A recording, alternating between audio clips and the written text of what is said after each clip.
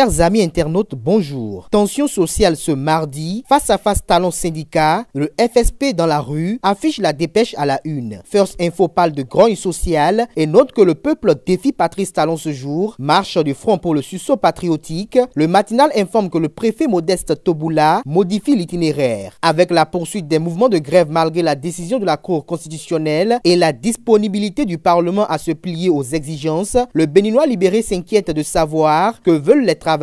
À travers une caricature assez expressive, le journal trouve de trop la marche prévue pour ce matin par le Front pour le sursaut patriotique. La Nation, quant à elle, s'intéresse au conclave prévu se dérouler à la présidence de la République et place la rencontre entre le chef de l'État et les responsables syndicats sous le signe du défi de juguler la fronde sociale. Tout en faisant observer que cette rencontre n'est pas une première à l'ère de la rupture, la Nation trouve que celle de ce mardi 23 janvier 2018 a la particularité d'être déterminante pour désamorcer la fronde sociale qui se traduit par un mouvement de débrayage depuis quelques jours. Matin Libre, dans un style ironique, relaye que le compétiteur né est obligé de retourner à la table de négociation. Selon les prédictions du Canard, les débats pourraient être houleux au niveau de la question des libertés individuelles, avec à la clé la radiation du capitaine Patrice Trépeau, du personnel des eaux, forêts et chasses du Bénin et l'emprisonnement de Laurent Mentoyon. Outre les cas Mentoyon et Trépeau, les syndicalistes pourraient demander le rétablissement sans condition des directeurs d'établissements démis de leurs fonctions pour faire de grève. Et parlant de la fronde contre Patrice Talon, effectuons un regard rétrospectif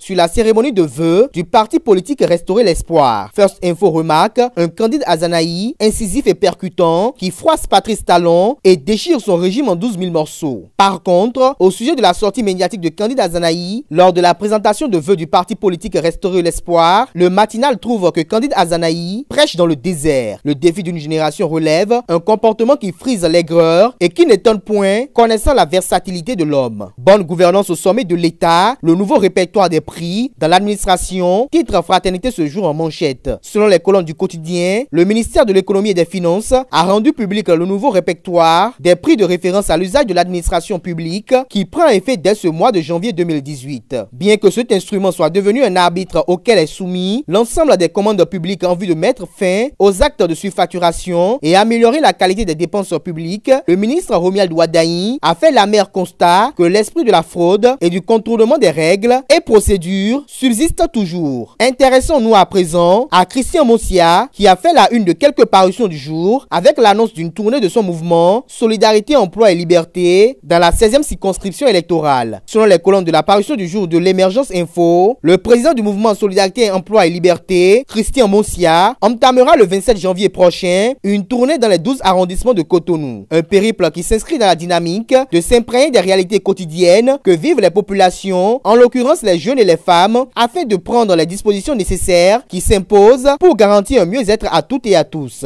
Et parlant de législative 2019, Soleil Levant relaye que Nouroudine Sakat Saleh annonce sa candidature à Cotonou dans la 16e circonscription électorale. Réforme du système partisan, le quotidien national d'information apporte ce matin l'information selon laquelle la révision de la charte des partis politiques est enclenchée. De la réforme du système partisan, informons-nous du séjour du président de la République dans le plateau d'Abomey le week-end écoulé avec au programme visite au roi d'Abomey, consultation de phare, rencontre avec son équipe de campagne de la présidentielle, réconciliation entre certains chefs de famille. La Nouvelle Tribune, dans son analyse des faits, y voit une bataille Patrice Talon-Nicéphore Soglo autour de l'électorat de la 23e circonscription électorale. Et pour justificatif, le journal fait observer que rien ne se présageait d'une visite du chef de l'État ce week-end à Abomey. Il n'y avait aucune manifestation d'envergure qui pouvait nécessiter le déplacement du président de la République. Patrice Talon attend beaucoup de dividendes politiques de cette visite car il a rassuré les gardiens de la tradition qu'il ne les a pas oubliés et qu'ils peuvent toujours compter sur lui. Et pour mettre un terme à la randonnée informative du jour, blocage des activités scolaires au CEG de Djougou et au CEG 1 de Dogbo. Le Béninois libéré nous apprend que les élèves exigent le retour de leur directeur. En effet, la semaine écoulée, les deux directeurs en question ont été limogés pour des supposées raisons de leur implication dans des mouvements de grève. À cet effet, les élèves respectifs des deux collèges d'enseignement général désapprouvent le limogeage de leur directeur et exigent leur retour.